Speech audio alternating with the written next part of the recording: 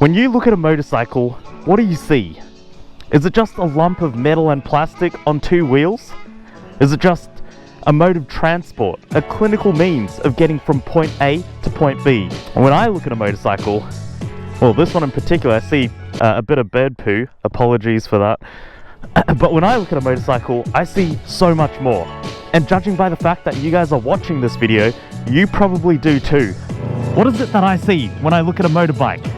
What do these things mean to me? First up, fun. Because at the core of this whole saga, this whole motorcycle journey I've embarked upon is fun. If you're an enthusiast, you probably ride a motorcycle because it's fun.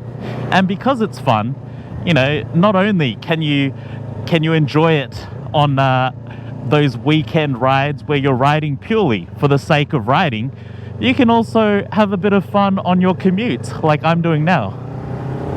Wherever you go, if you're on your bike, it becomes fun.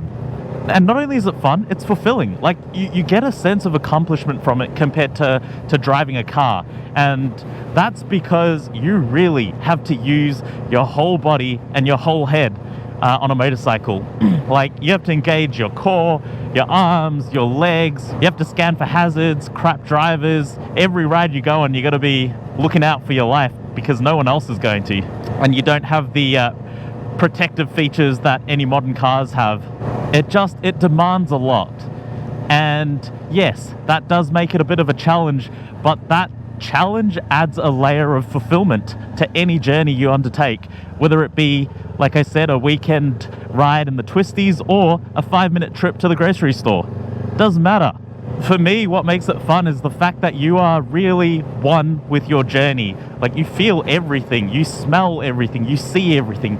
In a car, you're almost a passenger to your own journey, even if you're driving. And some people like that.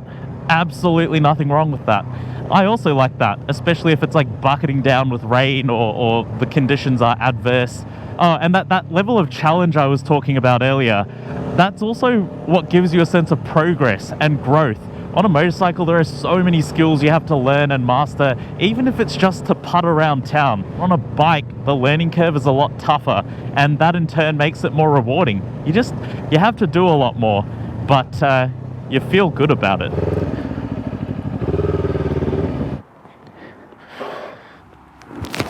Alrighty, quick stop at the GP to address my deteriorating mental health. It's a real shame that I didn't get to wash this bike after leaving work because there is a ton of dirt and bird poo on it, which just happens when you park it in the most secure area. It sucks. It hurts to see it like this because other than that, it's a beautiful bike.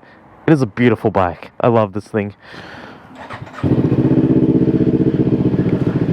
Okay, the second thing I see when I look at a motorcycle is adrenaline. Now, one could argue that this is a subset of the fun category, but I really wanted to drill down into this, and I think there is a slight difference between the two. Adrenaline, not everyone enjoys it. I do, which can surprise some people because I'm a pretty risk-averse guy. I try and avoid taking big risks, but there is something about a clean shot of adrenaline and that sensation of your heart pumping and yeah, you just feel so alive.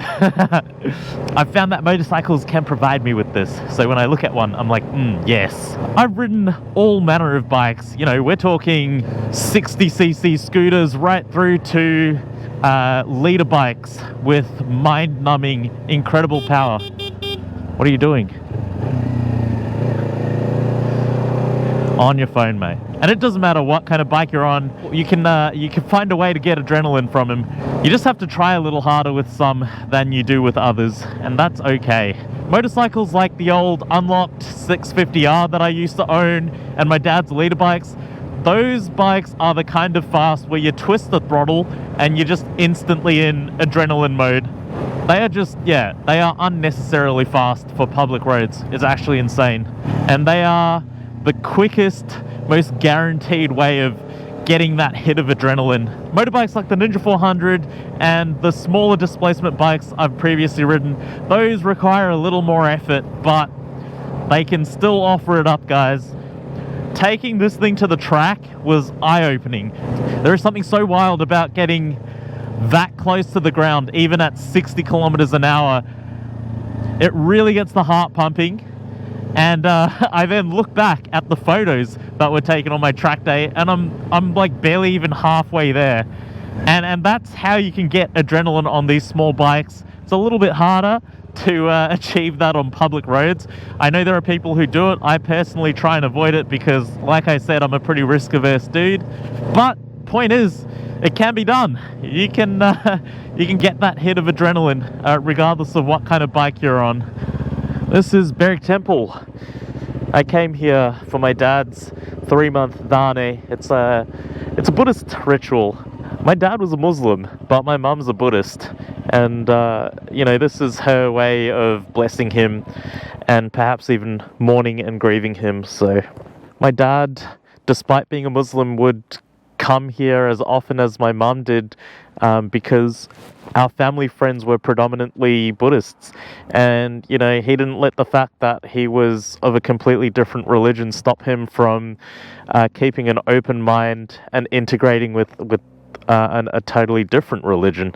And, you know, speaking of my dad, I guess that kind of brings me to my next point in what I see when I look at a bike and what these things mean to me. It offers a means of connection. Starting small, you know, you'll notice that many of the riders here in Melbourne, they'll give you a wave, they'll give you a little head nod, a little acknowledgement to say, hey, we're comrades. We both ride bikes, and that's something that sets us apart from everyone else in their cushy cars right now. There's just this understanding, like that you're united by the fact that you're on two wheels, and that in itself is a beautiful thing. I love that.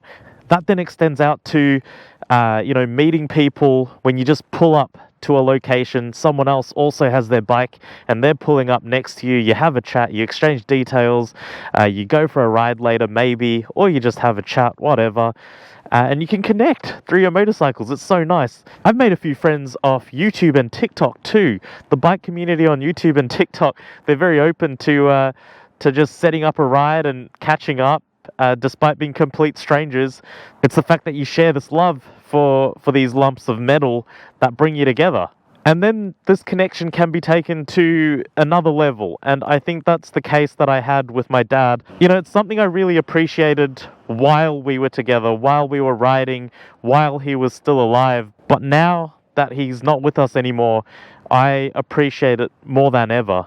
It really means the world to me that I got to bond with him over a hobby as special as this, and it means the world to me that I could connect with him on a deeper level because of these things. Ever since Dad died, every single time I look at a bike, every single time I swing my leg over a bike, every single time I'm riding a bike, I think of him. Essentially, motorcycles allow me to feel closer to my dad even though he's no longer with me anymore. And that is like, yeah, that's special, guys. I'm sure a few of you would understand what that feels like. It's something I will forever be grateful for. Anyway, I don't think Mum's coming out anytime soon, so let's just head home. Those are some pretty positive things to see when you look at a motorcycle. But the thing is, there are also some not so great things. And one of those is the danger these things represent, and I guess the danger they pose to my safety. It's nothing to scoff at, man. Like, you are a fool if you ride a motorcycle but refuse to acknowledge just how inherently risky the activity is. And every time I look at one of these machines, I acknowledge the danger that they present. It keeps me humble, and it gives me an appreciation for the risk that exists with the reward. I think that's important.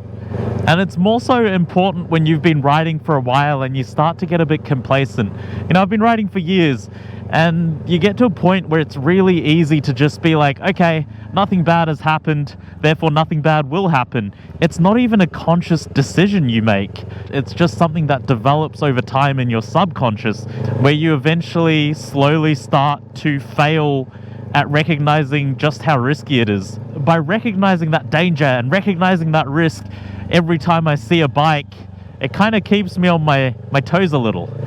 Helps me stay frosty. Ultimately, the above factors are what make motorcycling a passion for me. and I'm sure I've left out a few things here and there. These are what pop into my head when I look at a motorbike, and these elements are what give this hobby so much meaning to me. I want to know what you see when you look at a motorbike, so drop it down in the comments below, guys. Thanks so much for watching. I hope you've enjoyed the video. Remember to like, comment, and subscribe if you haven't already. I will catch you on the next one.